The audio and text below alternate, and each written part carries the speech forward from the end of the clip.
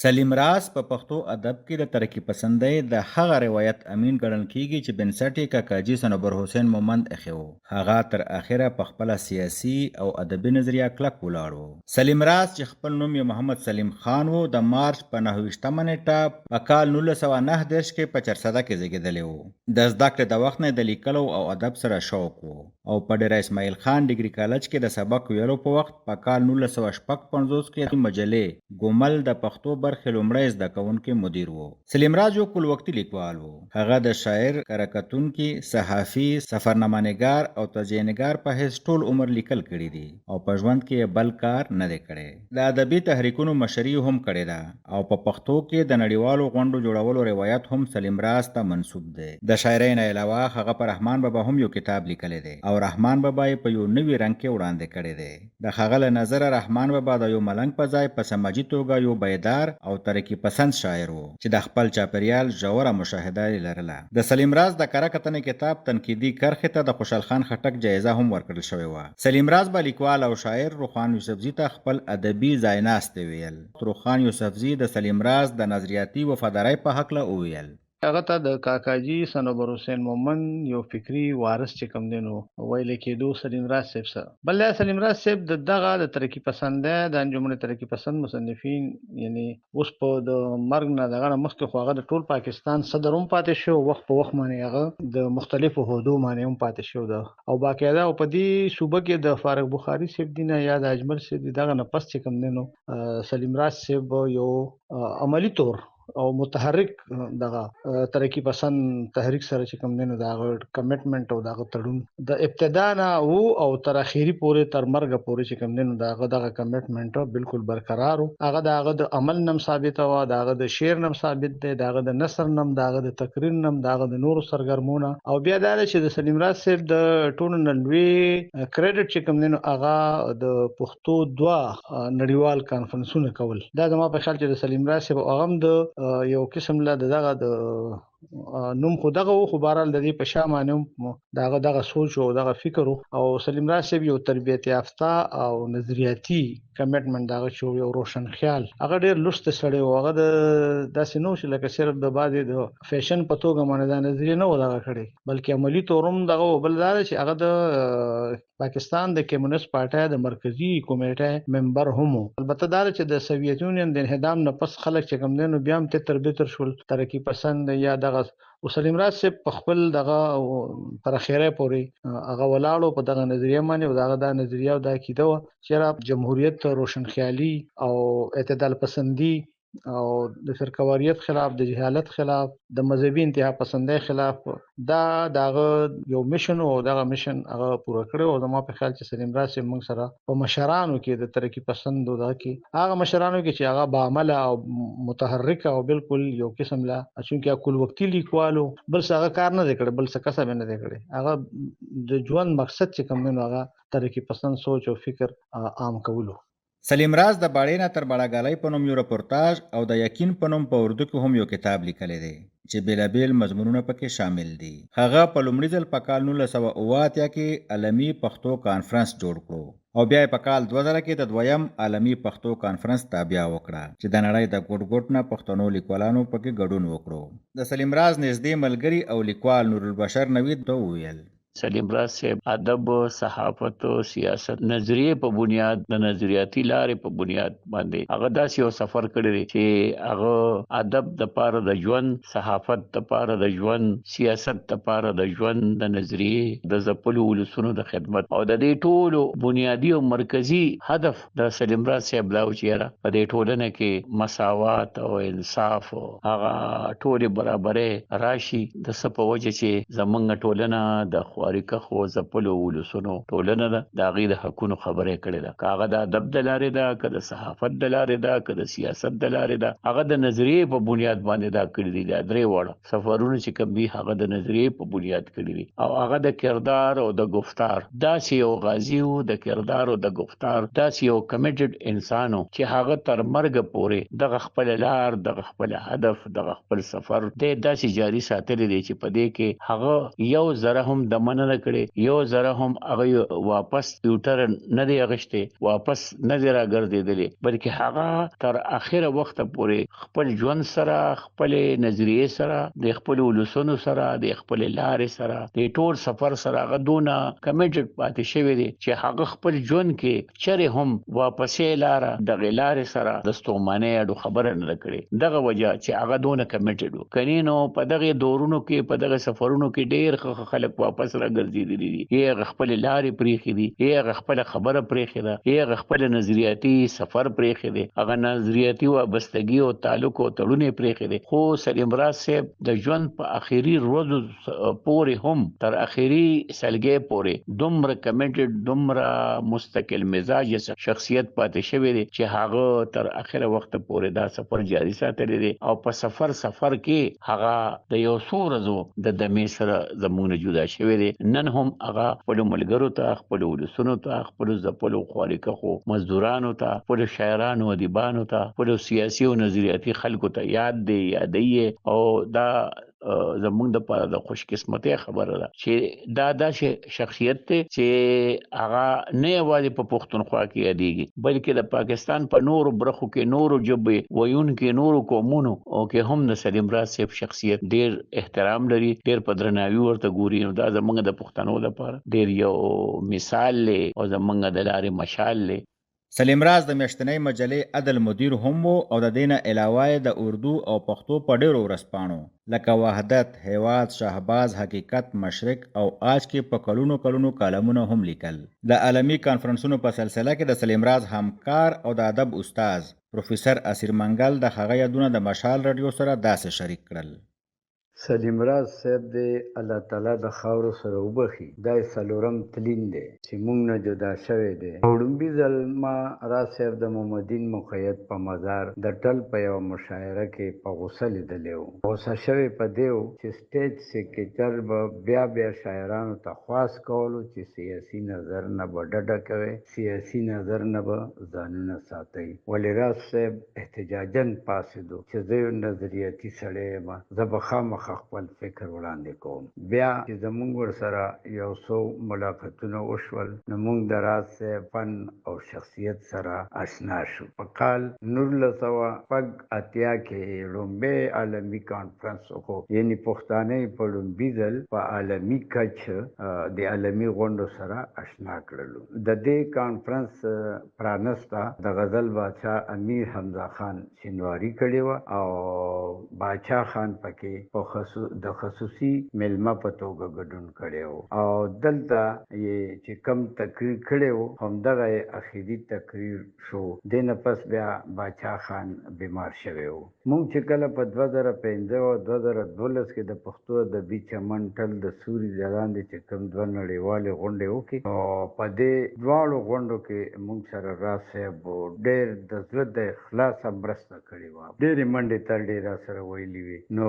د هغې نه پس موږ یو بل ته ډېر نږدې شولو او بیا یو داسې وخت هم راغی چې موږ عالمي پښتو جرګه جوړه کړه. راز صاحب چیرمین زه وایس چیرمین او فریدون خان جنرال سیکرټري وټاکلی شو. راز صاحب د یو ښه شاعر محقق او نقاد نه علاوه ډېر دروند پښتون و. په ټوله پښتونخوا کې یو شان مقبول و. وجه یې دا وه چې دی به ګرځېدو د پښتو ژبې او ادب د ودې دپاره به هر وخت په سفر و. په ځینې سفرونو کې ورسره زه هم ملګری شوی وم. ایوب صابر او کلندر مومند صاحب ډېر د نږدې ملګري وو. اکثر به په علمي بحثونو کې دغه مشران یادول. مطلب دا چې راز صاحب خپل ټول ژوندون خپلې خاورې ته خپل ولس ته وقف کړی و. د وطن درد او د ولس درد یې خپل درد ګڼلی و. زړه کې دردونه د ولس ځایوم اوس کیفیت زما د غم بدل دی.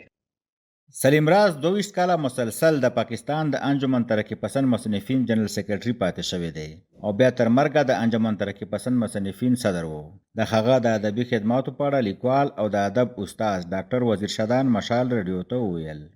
راز صاحب خو زم چې کا د پښتو په حواله هغه نوم دی چې همیشه به یاد ساتلی شي. هغه په پښتنو مین وو. هغه د پښتنو درد په زړه کې لرلو، د پښتو درد په زړه کې لرلو. نو هغه ما خیال دی چې په آرام نه کېناستو، د پښتو په حواله به هغه کله یو ځای کله بل ځای، کله یو تپې ته کله بلې تپې ته. نو هغه په واقعي په عملي ډول دغه کار کړی دی چې تاسو چې راغونډ په یو مرکز یې نه کړم هرې تپې ته د جرګو سره ځم. نو دی په یوازې ځان کله به کراچۍ ته تلو، کله به سیبي ته تلو، کله به کویټې ته تلو، کله به سوات ته تلو، کله به جنوبي اضلاع ته تلو. نو د پښتو په مینه، د پښتنو په مینه به دا کوشش کوو چې د پښتنو بیدار کی، د پښتو مینه به سره پیدا کی، د پښتو په حواله په هغوی کې بیداری پیدا کی. نو حقیقت دا دی چې په دغه حواله د دې پښتو تحریک په حواله نو ما خیال دی چې سلیم راز صاحب ځانګړی حیثیت لري. او کومه به د لیکنې وګورو، چونکه د شاعر هم هو، د نثر نگار هم هو، نو د نثري لیکونه او شاعري دواړه زما خپل خیال دا دی چې یو خپل اسلوب لري. شاعران او ادیبان ډیر دي خو د اسلوب خوندان ډیر کم دي. نو زما خیال دی چې داسې خلک کسان به ډیر کم وي چې هغه په خپل اسلوب پیژندلی شي. او سلیم راز صاحب هغه کسانو کې دی چې د هغه تحریک څوک الولي یا د هغه شعر سړی ګوري نو څرګنده پته لګي چې لوستی وي چې دا د سلیم راز صاحب شعر دی، دا د سلیم راز صاحب نثر دی. او بل دا دی چې هغه په شعر کې یو پیغام دی، د هغه په نثر کې یو پیغام دی. زه د هغه یو دوه شعرونه چې خپل احساس راته خنجر دی هم مرهم دی، او لکه زخم چرته غوس چرته پیوند یم. زما خیال دی چې داسې شعر ډېر کمو خلکو ویلی دی، او چې هر څوک یې ګوري نو هغه سړی چې د ما د زړه خبره یې کړې ده. او په ما چې مړ یې نو ژوندی څنګه یې، عجب تپوس رانه جانان کړی دی. او هورې غلمان چې یادوي خطبه کې خود هر سړی وي د ملا په طرف. نو زما خیال دا دی چې سلیم راز صاحب د تلو سره پښتو ادب ته ډېر زیان رسېدلی دی، ډېر زیات زیان رسېدلی دی. خو د هغه نثري لیکونه موږ سره شته، د هغه شعر موږ سره شته، د هغه د تحریک اثار موږ سره شته. نو پښتنو له پکار دي چې هغوی دغه اساسې دغه سرمایه راټینګه کړي او د هغې په بنیاد په بره لاړ شي. سلیم راز د اکادمي ادبیات لخوا چاپیدونکي مجلې ادبیات د مزاحمتي ادب نمبر هم مرتب کړی و، او د اباسین کالم رایټرز اسوسییشن سرپرست هم و. د هغه د شاعرۍ او نثر په هکله شاعر او نقاد سلیمان کامل مشال رادیو ته وویل. او رښتیا خبره دا ده چې راز صاحب د خپل ژوند هر لمحه بلکې د خپل ژوند تر اخیری سلګۍ پورې په هغه مقام باندې ولاړو چې د کومې نقطې نه هغه آغاز کړی نو اختتام هم په هغه نقطه باندې کړی دی. او ډېر کم خلک داسې دي چې هغې ټول عمر خپل نظر سره تیر کړي. د هغې خدمات د ستایلو دي. زما خپل ځاني د هغې نثر انتهایی زیات خوښ دی. یعنی په نثر کې چې د هغې کومه په نثر کې چې کم تغزل دی دا د ډیرو کمو لیکوالانو په برخه رسېدلی دی. که تاسو په غور باندې د هغې نثر ولولئ نو هغه په نثر کې یو ډېر زورور انداز خپل کړی دی چې هغه څومره لولئ نو دومره به تاله خوند درکوي. بله خبره دا ده چې راز صاحب نه ستړي کېدونکی مبارز او لیکوال، یعنی هغه هر محفل ته تللی دی، په هر محفل کې هغه د خپل نظر دفاع کړې ده یا هغه د هغې ترویج یې کړی دی، او د هغې دپاره هغه خپل ذاتي روزګار، ذاتي اسانۍ دی د لاسه ورکړي دي. ان چې خپلو بچو ته او کور ته هم هغه عمره توجه نه ده کړې چې د یو پلار په صفت باندې په سړي باندې د هغه ذمهدارۍ راځي. ځینې دوستان وایي چې هغه ګڼاړخیز شخصیت دی، هغه ډېر یو واستوی سړی و. سلیمان کامل د سلیم راز د نظریاتي تړون په هکله خپل نظر داسې څرګند کړو. خو زما یو بل فکر هم دی د هغه په حواله باندې چې په یو وخت باندې قوم پرست هم او مترقي لیکوال یا د طبقاتي جدوجهد مبارز هم. دا دوه یو داسې متضاد لارې دي چې په دې باندې خو بحث ډیر کیدی شي چې هغه ښه کام پرستو یا ډیر کام پرستو او کنه ډیر هغه د کیڼ لاس د سیاست پلوي و. زه داسې ګڼم چې یو سړي په لاس کې دوه جنډې نیولي په یو وخت باندې او دواړه په مخه روانې کړي، هغه دا کار کړی دی. یعنې د هغه افکار تاسو ګورئ چې هغه د خپلې خاورې د خپل قام د خپل وطن دفاع هم کوي او دا کام په یو داسې عالمي کام کې هم شاملول غواړي چې هلته د یو قام تصور چې دی نو هغه د لاسه وځي لکه تاسو د شوروي تصورات چې دی هغه مخې ته دي ځکه چې هغوی بیا د یو قام هغه په هغه حساب باندې د قام نفي کوي نو راز صاحب دغه یو اړخ چې دی نو هغه د ګڼړخیز نه راوباسي او داسې په دوو پیرایو یا دوو لارو باندې ودري چې د هغه په یو نظر باندې وضاحت کول دا ګرانیږي هم او دا مشکل هغه ته هم ما محسوس کړو د هغه په ډیرو لیکونو کې هم هغه ځینې ځایونو کې داسې یو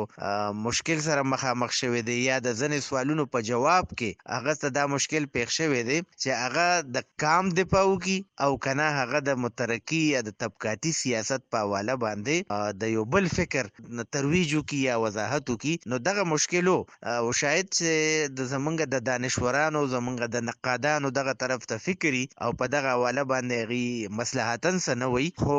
هغه په یو وخت باندې قام پرستمو په یو وخت باندې مترقي لیکوالمو ترقی پسندمو نو زه داسې نه وایم چې ګنې دا دوه اړخونه داسې دي چې یو ځای کېدی نشي خو هغه یو مشکل سره مخامخ کړی وو او هر کله چې هغه د عمرې نه واپس راغی او هغه باندې بیا دا نقد کېده چې یاره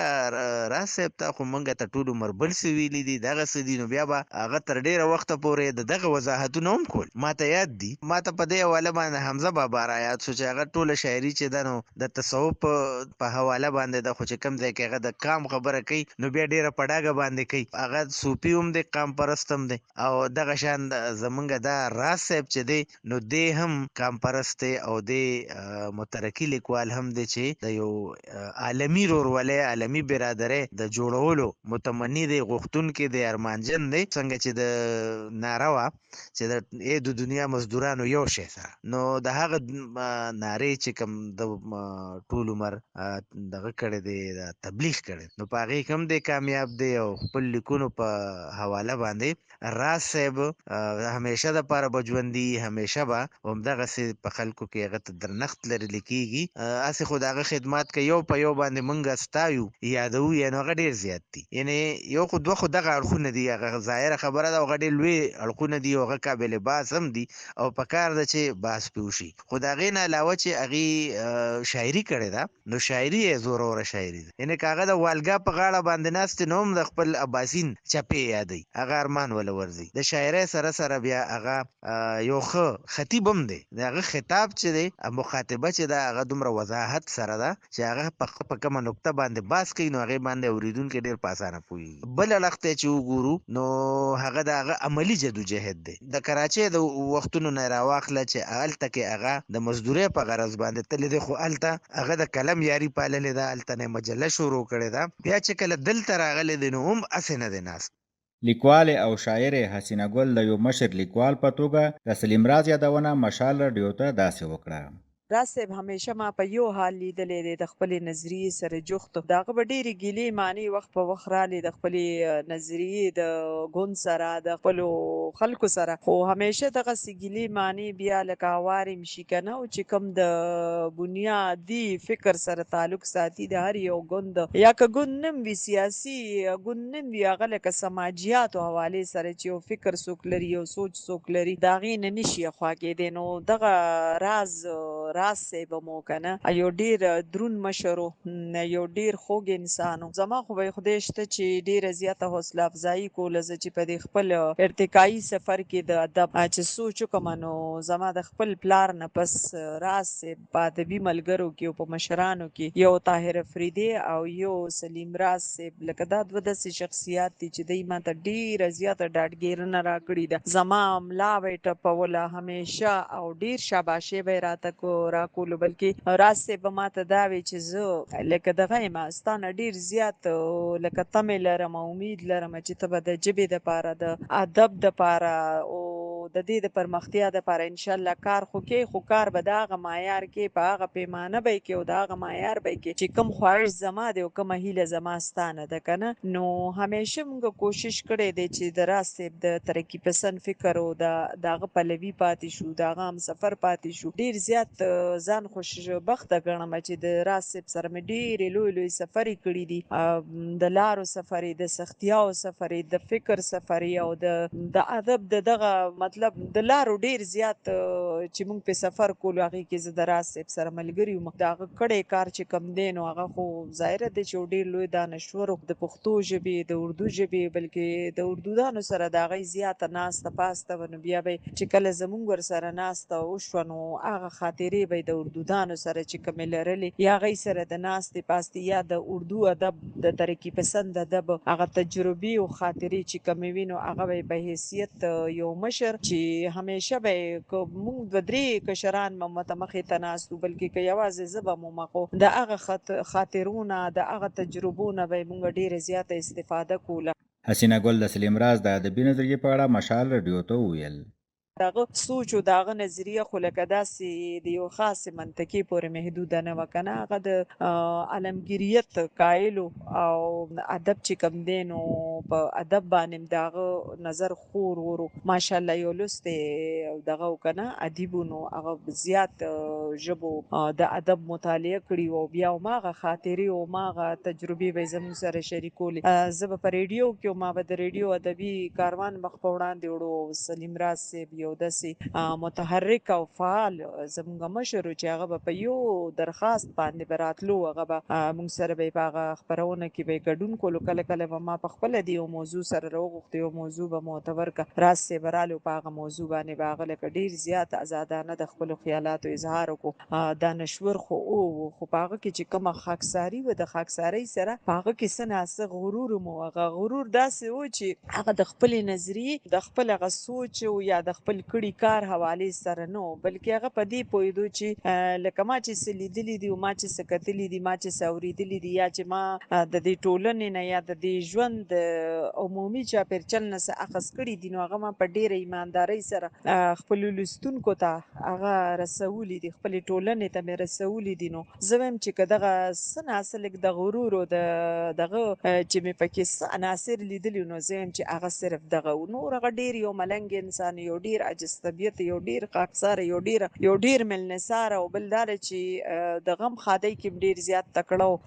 زما په کورنۍ کې چې څومره غمونه شوي دي الله پاک دې نور غمونه نه راولي، نو په هر یو غم کې زما سره شرکت کړی دی او دغسې یوازې زه نه د هغه چې د چا سره ادبي تعلق و خپل سماج کې یو ننوتی انسان و، د سماج د درد د هر یو درد د هر یو تکلیف د انسانانو نه هغه به ځان خبرولو، بیا د هغې اظهار به هغه په خپلو لیکنو کې کولو. د هغه تنقیدي شعور زه وایم چې که نن موږ د هغې داسې یو مختصره غوندې جایزه اخلو نو یو ډېر غیر جانبدارانه شعور لرلو هغه د تنقید په میدان کې د هغه نه چېرته د هغه په تنقیدي نظریاتو څوک خفه شوي نه دي، هغه څوک داسې نه دي دغه کړي وهلي په هغه تنقیدي ګروز باندې داسې نه دي وهلي چې هغه ډېر زخمي شوی دی، بلکې په ډېر مثبت انداز سره په ډېر یو مدلل انداز سره او په علمي انداز سره هغه خپل نقادانه سوچ چې کوم دی هغه که په چا و، هغه که په یو فنپاره و، هغه که په یو د چا په یو لیکنه و، که هغه په یو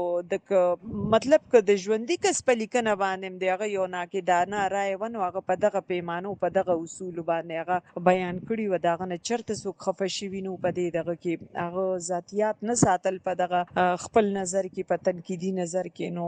زما په خیال چې هغه یو ډېر لوی او معتبر انسان، یو ډېر لوی شخصیت، ډېر لوی دانشور چې ډېر زیات خدمات یې موږ ته په ډګر باندې مخامخ دغه دي کاره دي پراته دي. والله تعالی دې موږ ته وس راکړي چې موږ د راز صاحب هغه نظریات، د هغه لیکنې، د هغه خواري، د هغه سټرګل، د هغه جدوجهد چې کوم نو هغه دغه کو هغه د خپلې لارې مشال د ټولې زندګۍ دپاره. د سلیم راز د شاعرۍ د ځانګړنو په هکله روخان یوسفزي مشال رادیو ته وویل. شاعري هم هغوی ډېره کړې ده او بیا دا ده چې د هغوی د لوی کریډټ دا ده چې د انګریزی چې کوم صنف د سانټ هغه پښتو کې ړومبی چې کوم دی نو دا کریډټ هم سلیم راز صاحب ته دي چې هغوی لیکلی دی. سلیم راز صاحب شاعري نه یوازې هغې کې روماني شعرونه هم پکې شته، هغه د رومان هم د مینې د محبت د انسانیت او ډېر ښه شاعر هم و. د هغه د شعر نه هم دا اندازه لګي چې هغه د هغه په شعر کې هم چې کوم دی نو دغه خپل سوچ او فکر د نظریې خو هغه رنګ هغه نه څه پروپیګنډا ده نه هغسې پرچار دی، باقاعده د شاعرانه اصولو د هغه قواعدو ضوابطو یعنې هغه زړه ته پرېوځي. هغه خپله خبره هم هغه د تشبیهاتو د علامتونو یا د استعارو په شکل کې ډېر په ښه انداز یې کړې ده، ډېر په بهترین انداز کې د راز صاحب چې کوم دی نو شاعري کله تیرو سره نسبت یې نه وی. ما به د زلفو عبادت کولو، د وصال ګټې متاوان کړی دی، مولا په نیمه شپه اذان کړی دی او خلک تیر وخت پسې منګولې مروړي، وختونه موږ پسې ارمان کړی دی. بالکل یو نوې خبره کول، یو نوې سوچ، یو نوې فکر او هغه ډېر په ښه انداز کې، ډېر په شاعرانه انداز کې. چونکې سلیم راز صاحب د دغه سترو شخصیتونو د اجمل صاحب غوندې، د سیف الرحمن سلیم صاحب، د قلندر مومند صاحب، ایوب صابر صاحب او مجوس صاحب د ډېرو لویو شاعرانو سره د هغه تعلق ناسته او نو د هغې په رڼا کې د هغې په اثر کې هم بیا دا ده چې په کلاسیک شاعرانو کې کلاسیک هم ټول لوستی و، د اردو د انګریزي ادب. نو سلیم راز صاحب یو ډېره زیاته وسیع مطالعه وه او مشاهده وه او دغه هر څه د سلیم راز صاحب په شاعرۍ کې، د هغه په نظم کې، د هغه په غزل کې، د هغه په سانټ کې دا بالکل جوت دي او چېرته هم هغه د خپلې شاعرۍ نه لکه د بعضې شاعرانو یعنې هغه پروپیګنډا یا هغه د څه ته چې موږ هغه د سټیج شاعري وایو هغې نه بالکل ځان چې کوم دی نو ښه شعوري طور بچ ساتلی دی او ډېره ښه شاعري ده او په هغه شاعرۍ کې هم هغه ډېر په ښه انداز کې، ډېر په شاعرانه انداز کې دغه خپله خبره چې کوم دی د خپل انسانیت، د خپل قام، د خپل ولس د ستونزو، د محکومو د مظلومو انسانانو طرفداري هغه ډېره په جرأت سره او ډېر په حکمت سره کړې ده. لیکوال او شاعر مصطفی سالک د سلیم راز د ادبي هلو ځلو په اړه د مشال رادیو سره خپل نظر داسې شریک کړو. سلیم راز صاحب د خدای وبخښي یو ترقي پسند شاعر او که دا وایو چې د پښتو د ترقي پسندو شاعرانو لوی نماینده شاعر نو بې ځایه به نه وي. سلیم راز صاحب د طبقاتي ژوند په ضد مبارزه کوله او مقصدي ادب یې تخلیق کوه. د غریب، مزدور، بېوس او بېروزګاره خلکو دپاره یې شاعري کوله او د سرمایهدار او سرمایهداره نظام خلاف و. د ده د شعر لاره هغه لاره ده چې پخوا اجمل خټک، قلندر مومند او سیف الرحمن سلیم پیتلی وو. سلیم راز صاحب سربیره په شاعرۍ ګڼ د نثر کتابونه هم لیکلي دي، تر دې چې پر رحمان بابا هم یو کتاب لیکلی دی، خو په دغه کتاب تنقید دا کیږي چې راز صاحب پر رحمان بابا کوم کتاب لیکلی دی په هغې کې دا ترقي پسند شاعر ګڼلی دی، حالانکه هغه وخت کې نه مارکسیستي تنقید و او نه ترقي پسندي وه او رحمان بابا یو مسلمان کلاسیک شاعر و. سلیم راز صاحب چې ژوندی و نو د انجمن ترقي پسند مصنفین غونډو ته به هم راتلو، زه هم څو ځل ورغلی یم، ښه بحثونه یې کول او د ځوانانو په روزنه کې برخه اخیسته. په پای کې به د راز صاحب یو شعر درته ووایم: څه پوښتئ یارانو رانه مه پوښتئ، راز یم خو شعرونو کې ظاهر یم. په پښتو ادب کې انشائیه او په پښتو کې سفرنامه د سلیم راز هغه کتابونه دي چې د تکل او سفرنامې د 50 کلن سفر بیان پکې شوی دی. شاعر او دانشور رزق فهیم په ادبي تحریکونو کې د سلیم راز د ونډې په هکله مشال رادیو ته وویل. سلیم راز خو واقعیتا هم چې یو په اردو کې یو اصطلاح استعمالیږي چې احساس شخصیت، یعنی د یو پوره دور نماینده و. حقیقت هم دا دی که نه، او 4-5 نسله زما دا خیال دی چې هم دی په تربیت او روزنې کې راغلی او هم ده روزلی دي. نو په دا لحاظ باندې د هغه د شخصیت رنګونه ډېر متنوع، هغه یو ډېر متحرکه او داسې شاعر و که نه چې په شعر کې توان هم او جرأت هم او نویوالی هم او توانایي هم وله. له دې سره د سلیم راز صاحب نثر چې دی، خصوصا تنقیدي نثر چې و په شعر چې هغه څومره پوهېده او بیا د شعر چې کوم فلسفیانه او سیاسي اړخونه دي په هغه باندې سلیم راز صاحب ډېر پوهېدل او ډېر د کمال د هغه ګرفت و، نه صرف د شعر په کړه باندې بلکې څومره ادبي ژانرونه دي په هغه باندې د دوی نظر، تنقیدي نظر ډېر د ستاینې وړ. خو تر دې ټولو مهم د سلیم راز صاحب هغه متحرکه شخصیت د یو اکټیویسټ په طور، د یو فلسفیانه او نظریاتي کادر په تور باندې هغه ډیر متحرک او تر دې اخري عمر پورې متحرک نو دغه تحریک بیا دا فائدہ ولا کنه چې د زموږ رنګ ډیر خلک سی هغه ته د صرف دا چې دغه د تحریکونو برخه به جوړ سو بلکې هغه به مخستنی هم کوله استفاده به هم کوله لارښوونه به هم ځینې اخیستله نو خدای دې د دغه جان روښانه کړي خو د ژوند په معنا چې دی څومره پوهېده او په کومه معنا چې دی څومره پوهېدلی تر دې آخري وخته پورې د هغه له هغه د ژوند له هغه معنویت سره د ژوند له هغه نظریې سره په ډېر په کلکه ولاړ ولو او خپل ټول ژوند هغه لکه موږ چې وایي که همګي وخت شاعر ادیب او دغه یو فعال او دغه برکتونه دي چې مطلب په دې کرشودې سیمې ته اوس هم ډېر خلک دي چې د دوی تر روزنې لاندې پاته سوي دي او د دوی عکس پکې ښکاري. د سلیم راز د نثرنګارۍ په هکله روخان یوسفزي خپل نظر داسې شریک کړو. د سلیم راز صاحب د نثر زما په خیال چې په پښتو کې دا زما ذاتی نظر دی کېدای شي څوک سره اختلاف دا اختلاف هر چاته حاصل دی خو د راز صاحب نثر چې کوم دی دا بالکل یو منفرد دی یعنی دومره خوږوالی دی په هغه نثر کې د هغه چې کوم شخصیت نګارۍ باندې د هغه نور کتابونه چاپ دي په د شخصیاتو باره کې یا د موضوعاتو حواله سره بل دا چې یوازې دا نه په اردو کې چې داغه د اردو چې کوم د کمال اردو به لیکل د صحافي په حیث د کالم نگار په حیث او د راسب د نثر دا کمال لشي هغه داسې د لفظ نه یعنی لفظ پیدا کول بل متبادل د جملې نه جمله جوړول او هغه دومره خوږ او هغه داسې دا چې د راسب په نثر کې چې کوم هغه دغه د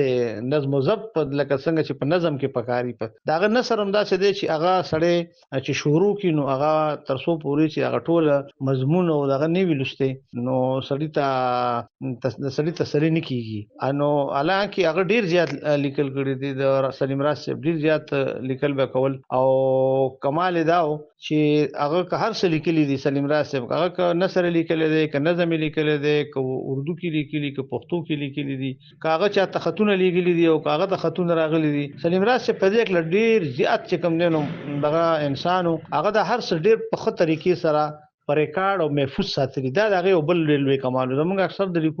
لیکونکو د خپل لیکونه او دغه چې کم نه ضایع شي خطونه نور لیکونه یا چاپ شي دغه خیال نه ساتي په دې کې سلیم راز صاحب چې کم نه هغه ډیر زیات مختاط او ډیر زیات چې کم نه یعنی په دې پویدو چې دا د کار سيزونه دي هغه هم ډیر محفوظ ساتلی دي نو سلیم راز صاحب زما په خیال چې هغه ځان ته یو مکتب نومو ځان ته یو دغه ځان ته یو مدرسې نومو ځان ته یو منفرد سټایل دی منفرد انداز شاعر نثرنګار او څنګه چې ما ذکر وکړو او زه خو ذاتی طور چې کوم نه ما د پاره خدا ډیر د ویاړ خبره ده چې هغه په خپل ژوند باندې باقاعده لیکلي د خپل ادبي وارث په توګه چې کوم نه زما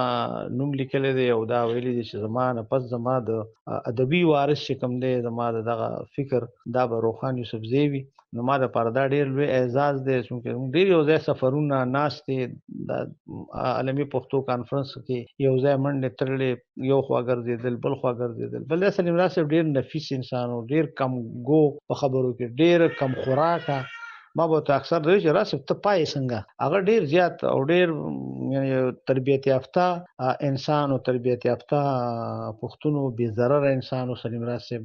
ما په خیال دا څه بسوک نه چې راوي سلیم راز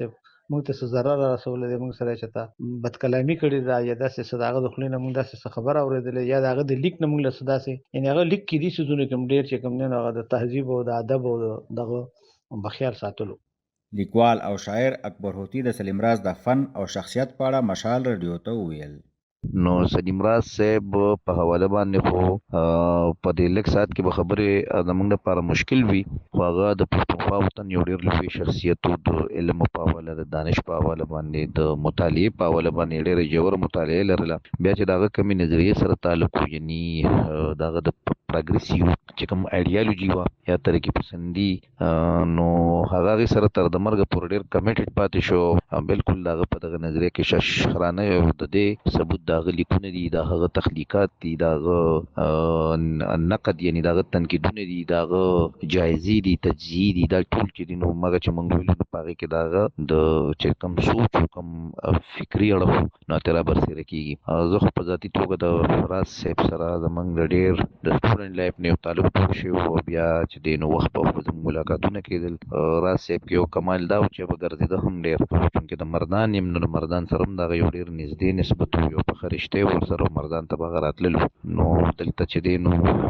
لیبر پارټي دفتر هغې ته به راته زموږ د ادبي دوستانو مرکه مردان اجلاسونه له به راته په ځانګړي رنګ کې به زموږ ځایونو ته راته ولته موږ ناستې کولې د دې مرګ نه څه موده وړاندې هم زموږ ناسته شوې وه نو سلیم راز صاحب یو خوږ انسان و نفیس انسان و نرم انسان و ډېر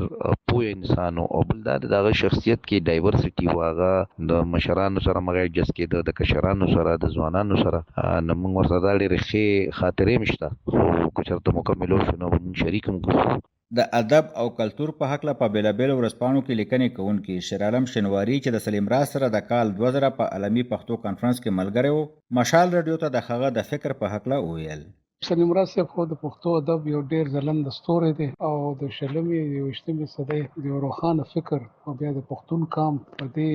نړیوالي سیاسي نظرنامه کې ډیر جوت دی ډیر ښکاره دی ما چې څو پورې د هغه فکر سټډي کړی دی او زه هغه سره په ډیرو دستورو کې پاتې شوی یم نو زه په دې انت یم چې سلیم راز صاحب په دا خبره کوله چې په کار دي چې موږ پښتانه خپل جانبداري واضح کړو ځکه چې کوم ځان غیر جانبدار ګڼو نو بیا به د دې فایده زموږ مخالف ته رسي او دویمه خبره ودا کوله چې چېرته داسې دور چې پښتنو پکې توري کار کړی یا توري چلوله نو اوس په کار دی چې موږ د امن دپاره کار وکړو هغه توکي مخې ته راوړلو هغه کلتوري خبرې مخې ته راوړلو چې موږ زموږ په حواله باندې د امن پیغام په دنیا کې خور شي او بله دا چې درېیمه غټه نقطه د هغه په شعر او ادب کې د استعماري قوت یا د معاشي قوتونو د غریبو خلاف جهاد کولو دا هغه درې نقطې وې چې سلیم راز صاحب د اخره پورې په دې باندې ټینګار کړلو هغه پرې ولاړو هغه به دا ویل چې موږ په کار دی چې موږ خپله جانبداري واضحه کړو د استعماري قوتونو خلاف ودرېږو او موږ په جار ووایو چې موږ څوک یو که موږ غیر جانبدار شو یا غیر سیاسي شو نو د دې فایده به زموږ مخالف ته رسي سلیم راز صاحب د ټول فکر ټوله منبع همدغه درې څیزونه وو سلیم راز په پښتو او اردو دواړو ژبو کې تر 500 زیات کتابونه لیکلي دي چې د یو څو نه علاوه ټول ناچاپ دي هغه د مې په 18 نیټه په کال 2021 کې په حق ورسېدو